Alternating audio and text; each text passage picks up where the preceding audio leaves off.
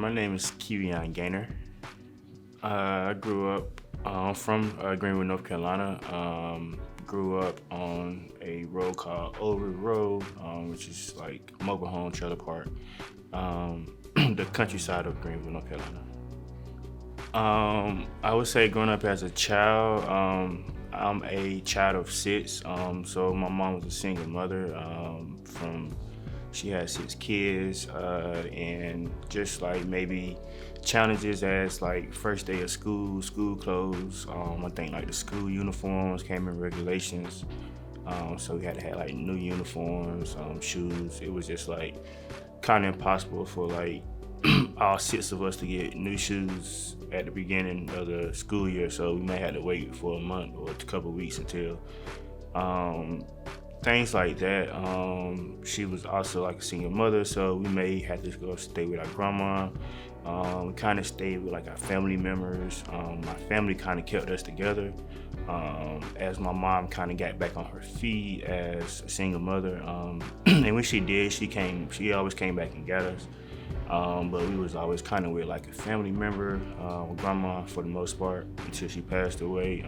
But for the most time, yeah, that was that was like one of the challenges growing up. But I would say as a child, as I look back at it, it was like a challenge. But as a child, I would say like not saying you don't know right from wrong, but you don't like see that. So like you just going through it, you know what I mean?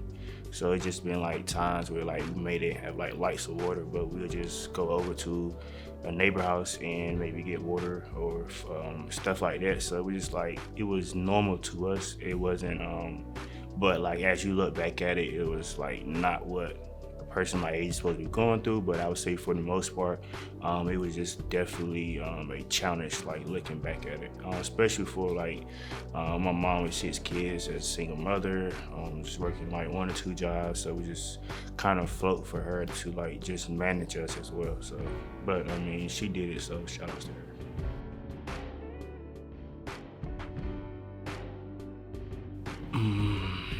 Yeah, like just notice of like, I would say material things. It's kind of caught up in like material things like shoes and phones and stuff like that. But like for the most part, I would go to school and school would be my like entertainment. It would be my enjoyment. So like I look forward to going to school because of kind of what I was dealing with at the house. So if I go to school, they'll give me hours to put away what's going on at the house, and I just go back to the house whenever I get home from school to actually deal with what's going on. But like just in, like my peers, like it was like challenges, maybe just like how I dress. So I may didn't have like these shoes, so like I may like got picked on or things like that, because of I didn't have like new shoes and stuff like that. But like for the most part, like school was my like entertainment. Like I look forward to going through school because like I had so much going on outside of school that like school was like where my peers was at, my friends was at, and it was like my safe zone or my like stress-free zone. So I did notice the challenges in school, but it was kind of like a relief from the outside of school.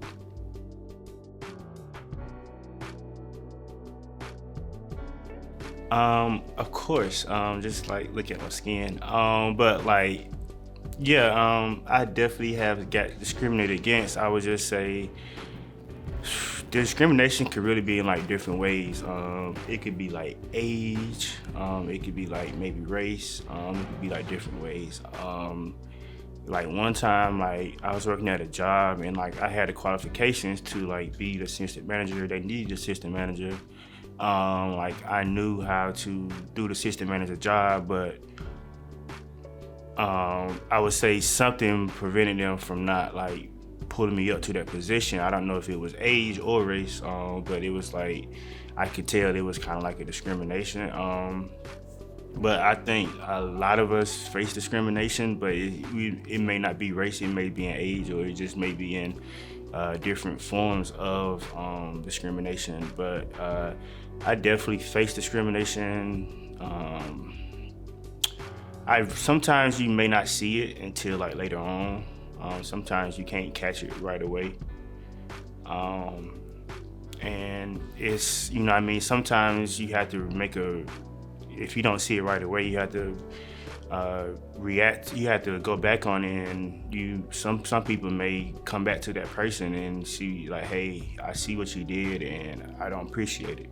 But some people may just let it go because it's like, you know what I mean, it's not part of their society. But I would just say for the most part, discrimination, it could just like, I've been discriminated against, and like I would say for my race part, as a race part, I would say most definitely yes. But it been so many circumstances that it's hard for me to like pull a certain situation out now, because there's like so many situations that I may have been discriminated where I know I have, but it's like it's so many that it's kind of normal when it shouldn't be, but it's kind of like something that us people like fight against, you know what I mean? So I don't have like a perfect example situation, but I mean, I definitely have, and like it's, you know what I mean, it's something that us people always, you know what I mean, go against.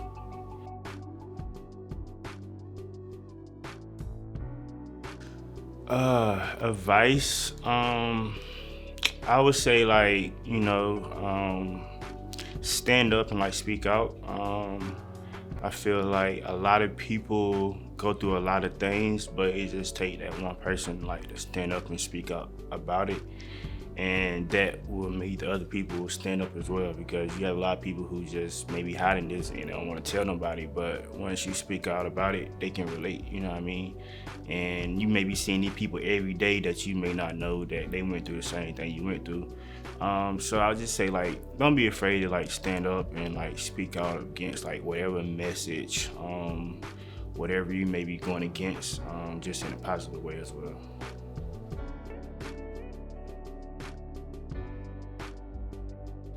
Yeah, so actually I did a street mural project in Greenwood, North Carolina. Uh, and basically what we did was kind of seeing what happened everywhere else, and we wanted to bring it to our home city. So I gathered some artists from around the city and kind of collab and formed a team. And we kind of did like a mural. We did a mural downtown Greenville. But the funny thing about this mural is it was supposed to be, the mural was supposed to say Black Lives Matter, but it actually went through politics. And when it went through politics, it was kind of like they didn't want us to put it on the street, and it kind of got held back. So this was summertime. It didn't get on the street till like November, December.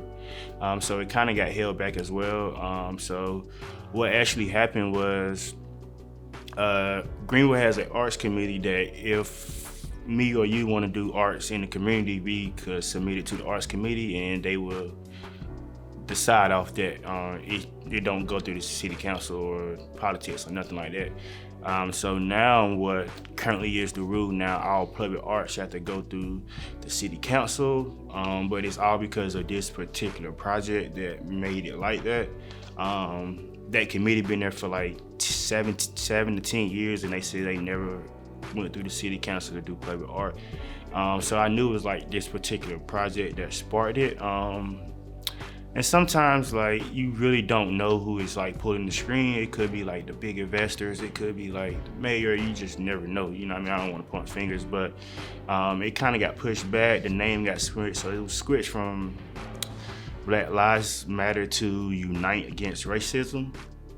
Well, this is kind of going back to discrimination. So it went from Black Lives Matter to Unite Against Racism. They told us that that street needed paved. Was scheduled for pavement in 2021. We did a project in 2020. So once we did the project, it stayed up for like 6 months. The street got paved. But if you look at the pavement on the street, the only part that got paved was the part where the mirror and the letters was at. So it said that the street need to get paved, but only like 1/4 of the street get paved. So like if you take a drone and like look up, you will see the same where exactly where the letters at was exactly where they got paid at, where it exactly got paved at. So that just goes back to like discrimination and just like it's just like it was like a big, it was a big, like, I wouldn't say mess, but it was like a big controversy about like this should be on the street. You had like ECU professors, you had like doctors at ECU that kind of like was vouching for it, and things like that. You had some people putting against it. So it was just like it was a like hard uphill battle. That was kind of my first time dealing with politics, even though it should have never went through politics. And it kind of like started a journey for me too as well. But it was like that was like a big part of I would say like systematic discrimination, of like just the system in general, like wasn't on our side. So even though we still got to like display the art, display the project, I would just say for in general, it was like even though we still got to display the art in the project, it was like it shouldn't have went through there. It should have just been what it was. We shouldn't have to change it from Black Lives Matter to Unite Against Racism. If the street really got paved, you should have paved the whole 100 yards of the street, not just 15, 25 yards of the street, and things like that. So we definitely took that project, but it was a great project. Met some great people out of it, and actually formed like a community organization of artists out of that. So it projected into a lot of good things, positive, but it was like all these artists is going through this at the same time, and we kind of told each other like, let's just, stick it out. The artists is waiting for like 6 months just to like paint on the street, try to conflict with their schedules, their lives, they jobs and things like that. So it was great actually doing it too as well. I didn't realize it got paved. Yeah, so it got paved over, and it was just kind of a it was scheduled for pavement, so we knew that going into it. The goal was to deliver the message, but we thought the whole road was going to get paved instead of these specific letters. So we kind of seen that. We talked about it and things like that, but it's definitely some form of discrimination as well.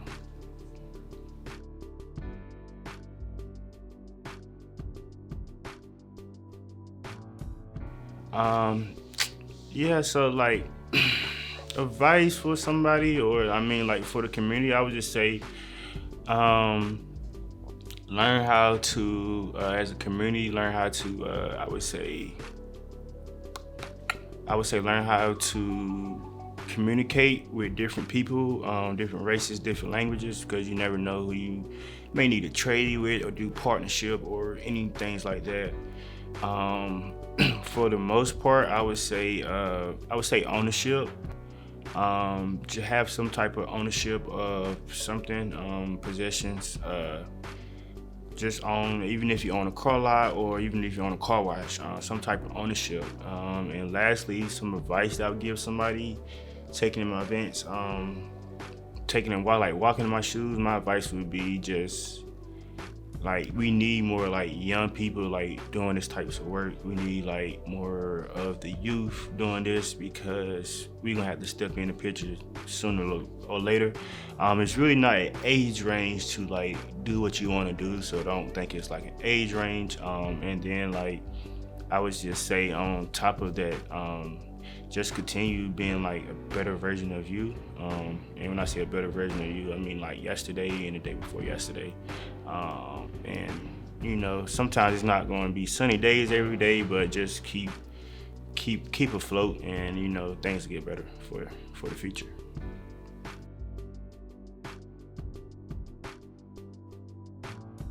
Can I be honest?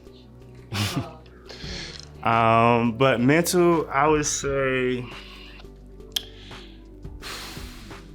say like nature, to be honest with you. Nature is like a big part of like my mental health. So sometimes I would just take like a hike, or I would go on a trail, waterfalls, mountains, whatever, like involves nature. Sometimes it's like writing in my journal, just trying to get things off my chest, and things like that. sometimes like mental health is kind of like it's tricky because you may need to do different things to actually balance it. You may need to meditate some days. You may need to exercise, or you may just have different things that just may take over you mentally. So it's good to have different examples of how to take care of your mental health. But I would just say overall, my way of taking care of my mental health is like eating healthy. I'm like a big fan of like eating healthy food and stuff like that. So I kind of like watch what we put in our body and X, Y, and Z, and we'll take care of our mental as well, because as we think about it, what you put in your body is kind of what goes to your mental. And I think like we'll be better people as well if we kind of watch what we put in our bodies. But yeah, mental health is important. There's different ways to, I would say, cope with it. But I would say like meditating is a big one for me.